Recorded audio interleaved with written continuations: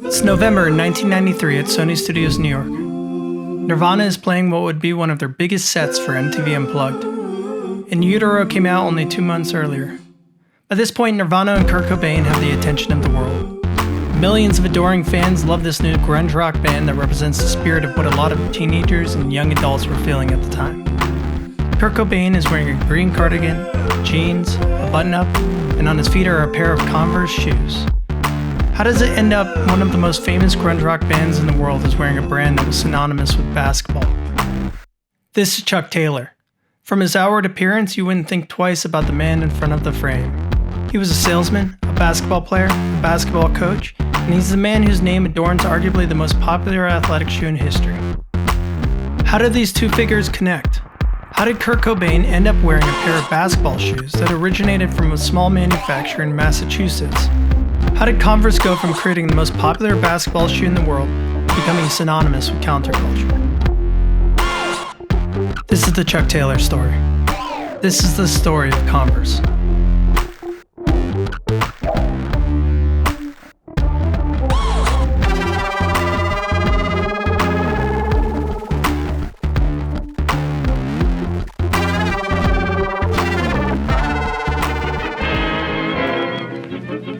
Tomorrow night, 15,000 cheering fans will pack Madison Square Garden in New York City to witness a giant basketball doubleheader.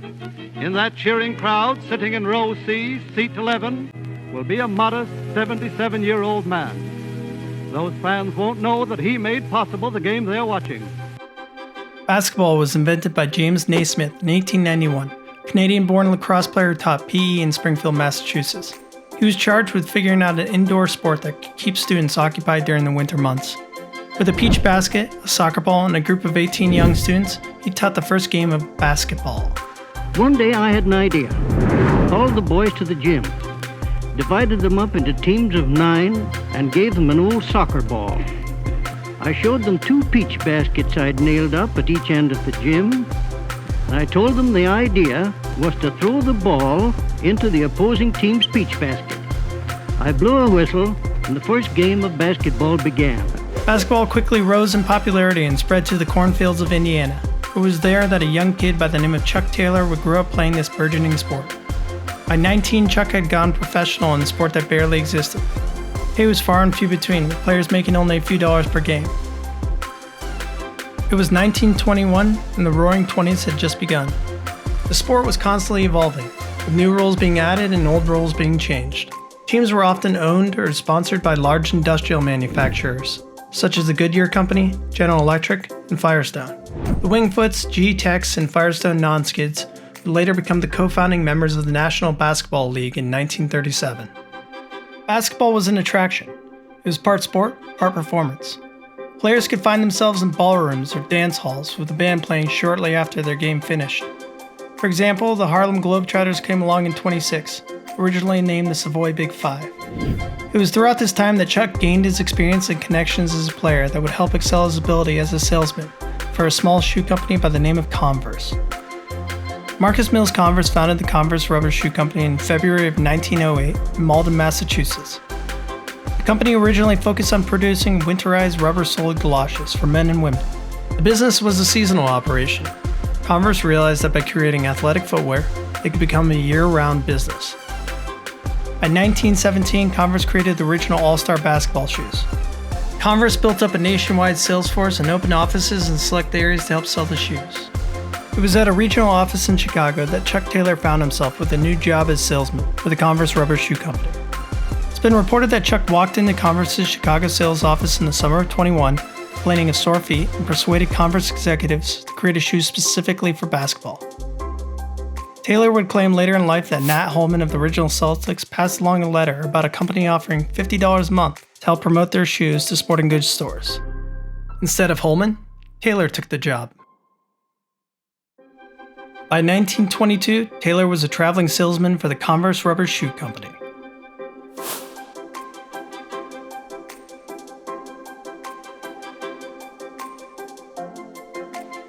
This was a time in U.S. history where the small towns of America considered themselves the next capital of the world. America was prospering, and there was a sort of newfound energy and growth in the atmosphere. It was in places like this that Chuck would find himself selling to sports outfitters. He'd do a demonstration of his skills, often getting local kids to play in a pickup match. Taylor pretty soon cracked the sales formula for Converse. The goal wasn't to sell to the athletes, but to their coaches instead. Chuck Taylor made it his mission to spread awareness to collegiate teams across America. In the 20s, basketball was still taught by off-season football or baseball coaches. The rules were chaotic. Having someone like Chuck travel across the country providing clinics would have been a great value to these players. By the time of his passing, it's reported that Taylor had done over 4,000 clinics in his lifetime. As Chuck Taylor grew in popularity, so did the All-Star. In 1932, Converse updated their shoes with Taylor's feedback by adding more padding to the ball of the foot, a double-walled canvas, and updating the sole of the rubber. Eventually, they added an All-Star patch with Taylor's signature on it as a testament to how much they valued Chuck's celebrity.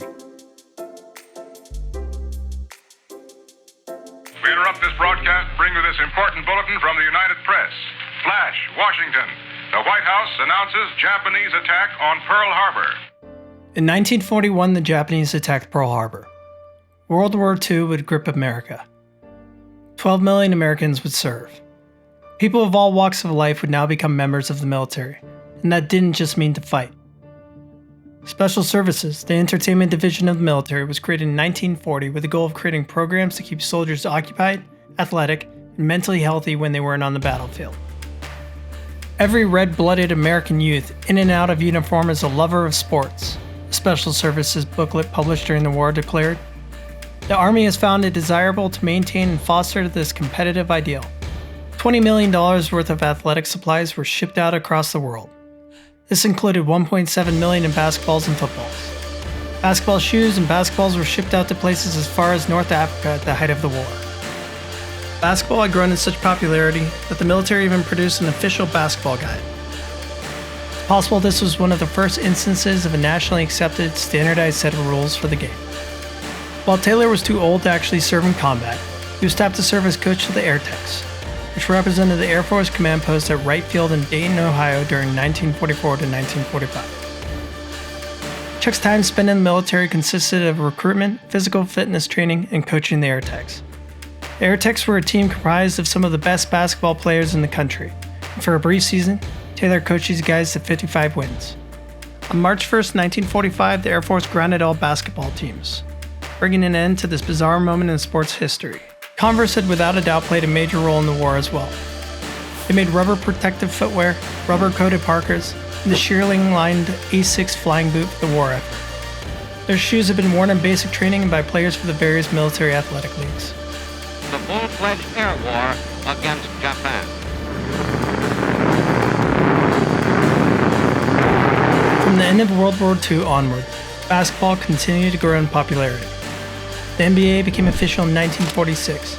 Converse became the default shoe for the NBA, and this is in no small part to Chuck Taylor. The All-Star offered the best versatility, comfort, and protection for players at the time. Not to mention it had become a brand name as a result of Taylor's non-stop efforts. By 1957, Converse owned about 80% of the basketball footwear market. Players like Wilt Chamberlain, Larry Bird, Magic Johnson, and Dr. J would wear the shoes. Converse held strong for many years into the NBA.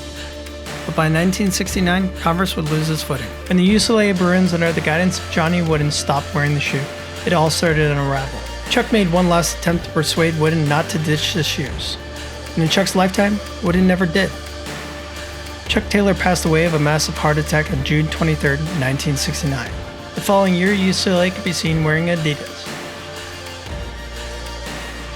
Chuck was proud of his life. By all accounts, he was a happy guy.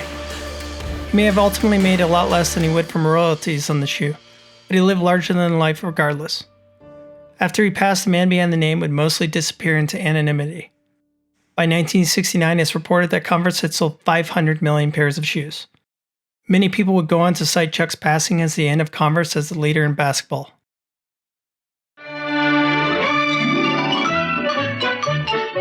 Dennis the Menace could be seen in a pair of Chucks in the early 60s sitcom. Elvis could be seen wearing a pair of All-Stars. James Dean was photographed in a pair of Jack Purcells.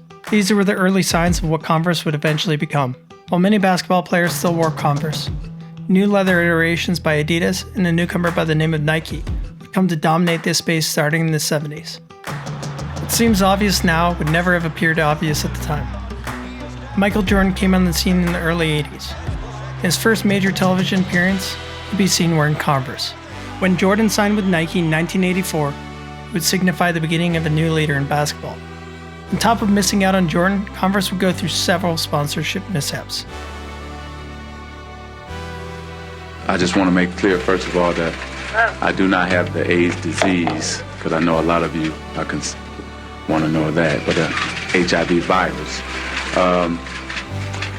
My wife is fine, she's negative, so no problem with her. I plan on going on, living for a long time, bugging you guys like I've always have. So you'll see me around. I plan on being with the Lakers in the league. Hopefully David will have me for a while.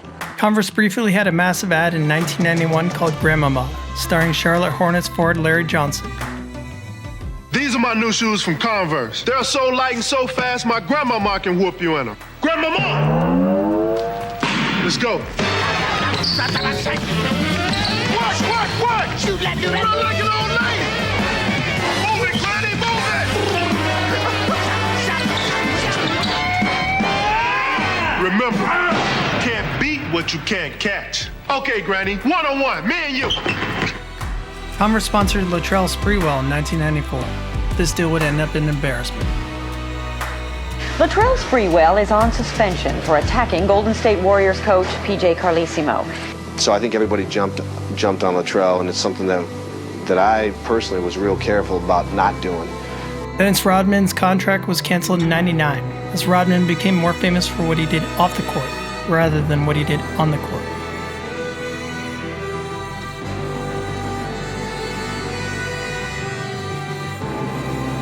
Thus was the commercial demise of Converse as a business. While Converse struggled on without Chuck Taylor the man, the original canvas Chuck Taylor All-Star continued to adopt a new personality in the 80s and 90s.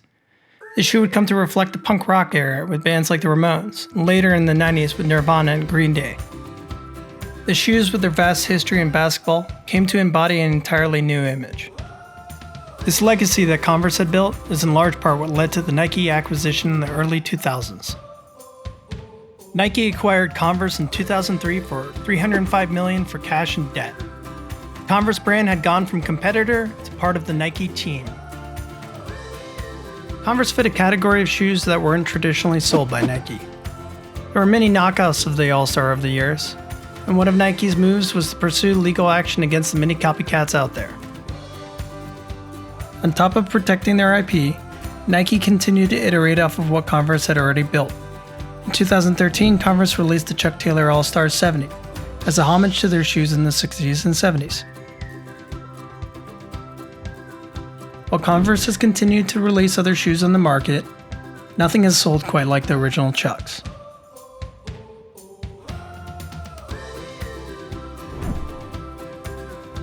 In 2003, Converse had sales of $200 million. By 2019, Converse sales had hit almost $2 billion. The deal has clearly been a massive success for Nike. Converse has become a staple of American culture. The story of Chuck Taylor and the All-Star are the story of basketball. Converse has been around since some of the earliest days of basketball and followed the sport until some of the major shifts in the 80s. While they continue to produce shoes that are targeted at performance athletics, the original canvas Chuck Taylor All-Star continues to be the standard bearer for the brand. The shoe can be seen in countless movies, on college campuses, bars, restaurants, on people of all walks of life the world over. This is the Converse Chuck Taylor All-Star.